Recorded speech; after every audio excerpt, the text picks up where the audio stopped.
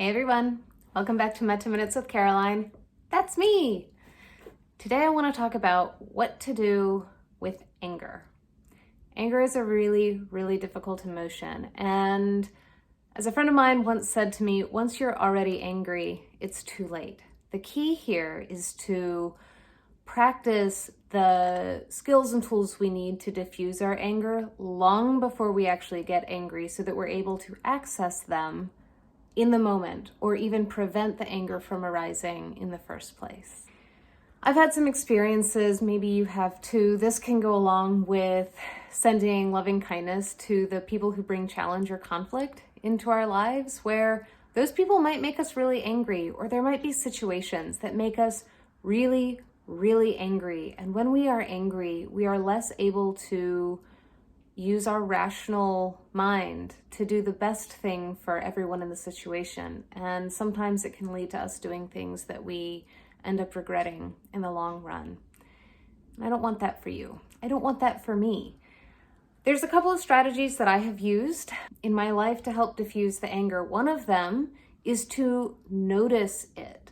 So I'm going to ask you right now, don't bring up a memory of the thing that makes you angriest in life. Don't lose control right now, but do think of something in general that makes you kind of angry. All right, you have it in your mind.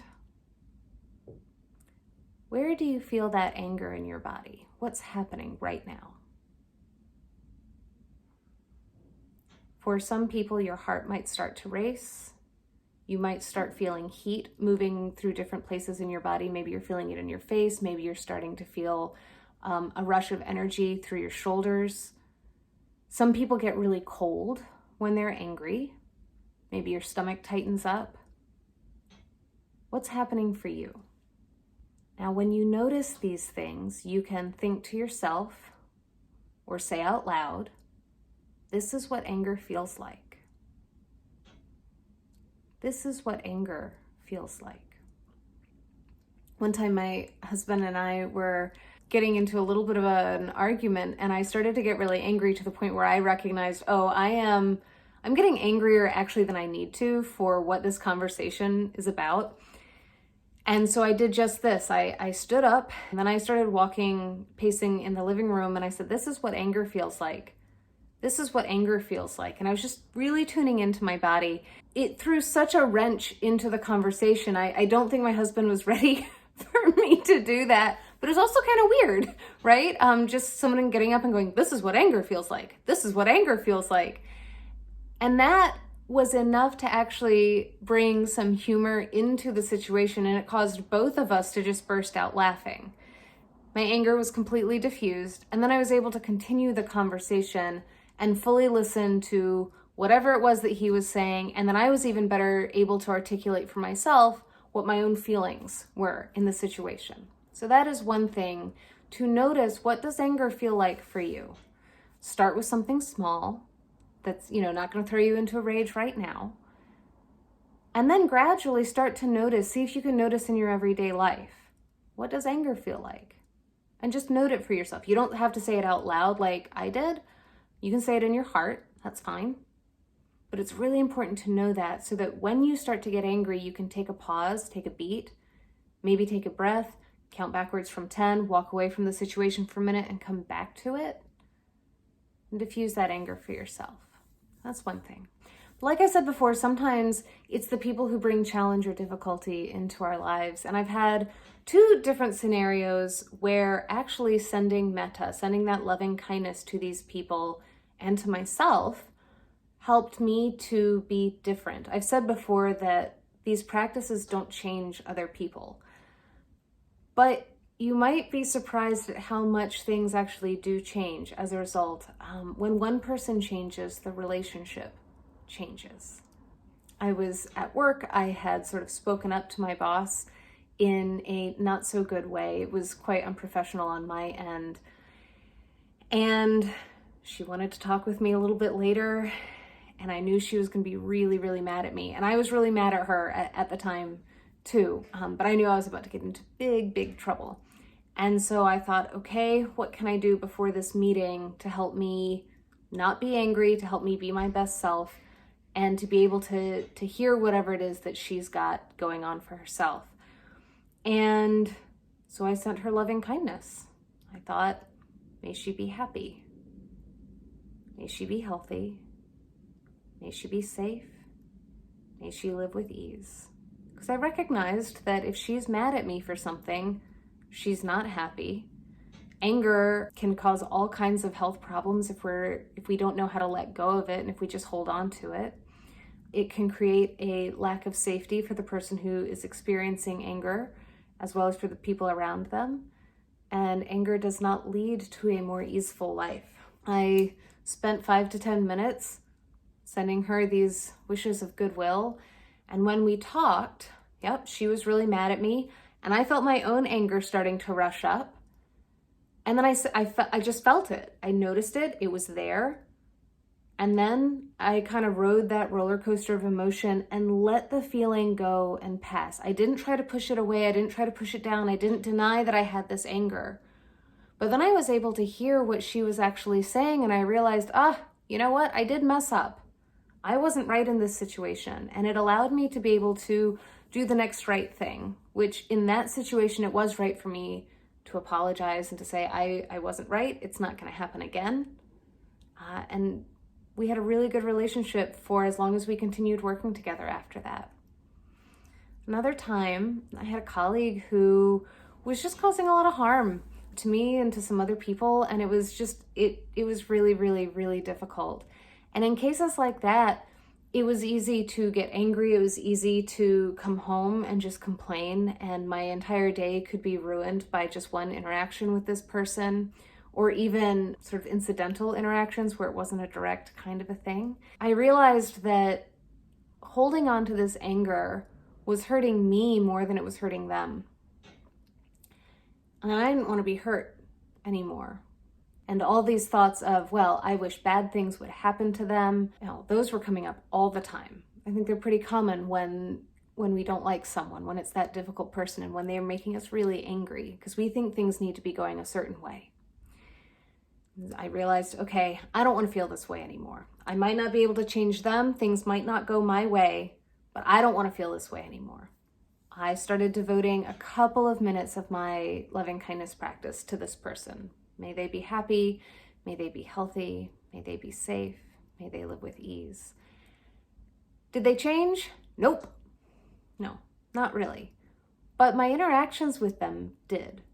I was able to come home and not be quite so angry. It changed my anger. And when bad things did happen to them, I didn't find joy or pleasure in it. In fact, I saw the sadness of the situation, and I was able to recognize in myself, oh, my heart just grew. It must be really hard to be that person. It must be hard to be someone who isn't well liked. Just like it can be really hard for us on one end, it's hard to be them too. And that was the real practice there for me. Again, not changing them, but recognizing that I was hurting myself more by harboring and hanging on to that anger than I was hurting anyone else. So we're going to do a practice right now. You can choose to just notice the anger, like what it feels like when you bring something that makes you angry, bring that to mind, and you just notice, this is what anger feels like in my body. And you can stay there for the entire meditation, or as I continue to give prompts for bringing up a certain person that might make you feel angry, you can move on to that as well. So sit comfortably, whatever that looks like and feels like for you. Breathe normally, feeling the air moving naturally through your body. Maybe you feel it at your nose, in your chest, in your abdomen. You can keep your eyes open or closed, whatever's most comfortable for you.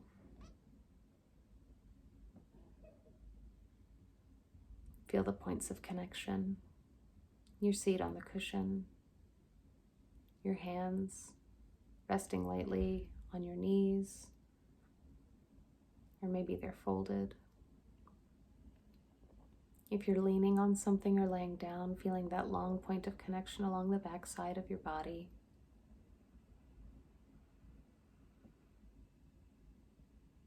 Now bring to mind a situation that causes you to feel anger.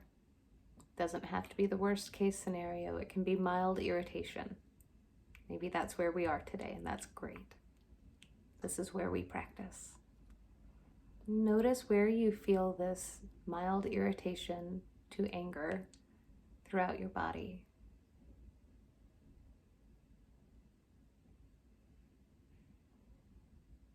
Notice how your face changes when you think about this thing. If your eyebrows start to furrow, if you start to frown with your mouth. You don't have to change it, just notice it. Know that it's there, that this is what anger feels like.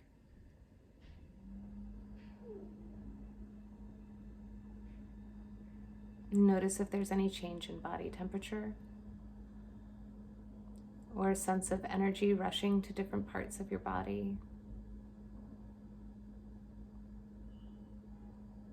Notice if you have an urge to curl up or to run away.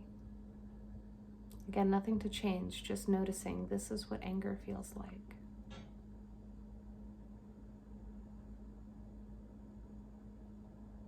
Maybe notice what soothes that anger as well. Maybe taking a deep breath right here. Opening the mouth and letting it go. Did that change anything?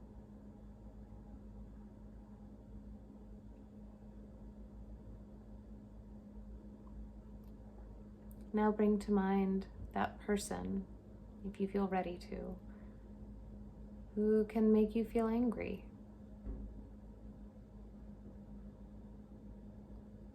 Notice that those parts of your body start to flare up again.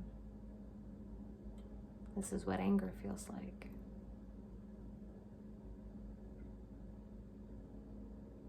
And then send that person a wish to be happy, to be healthy, to be safe, to live with ease. You can say their name. You can just say, may you be happy, may you be healthy, may you be safe, may you live with ease.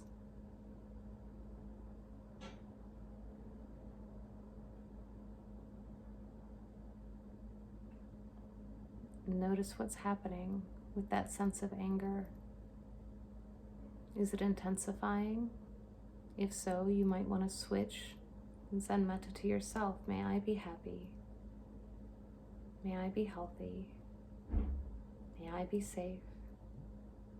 May I live with ease.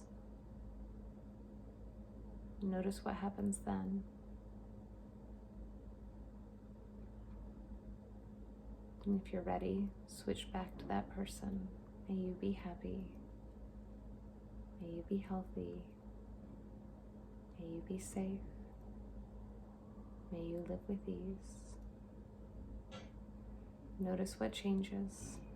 If it's too intense, switch back to yourself. But if you can stay with them, stay with them. And then for the last minute of our meditation, if it feels good, try to send that loving kindness to you both. May we be happy. May we be healthy. May we be safe. May we live with ease.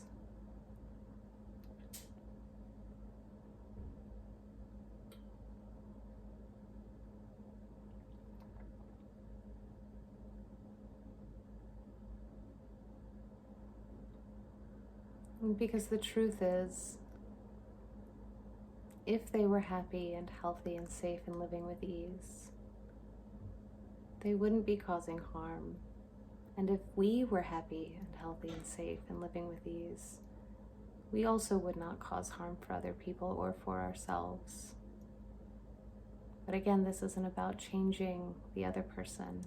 It's about changing us, expanding our capacity for compassion, for resilience, for healing. My greatest wish for you is that you are happy and healthy and safe and living with ease. Thank you so much for liking and subscribing these videos. If you're finding them helpful and think they would be helpful for someone else, please share this channel or this video on any of the platforms that you feel comfortable doing so. And I look forward to seeing you next time. Take care, my friends.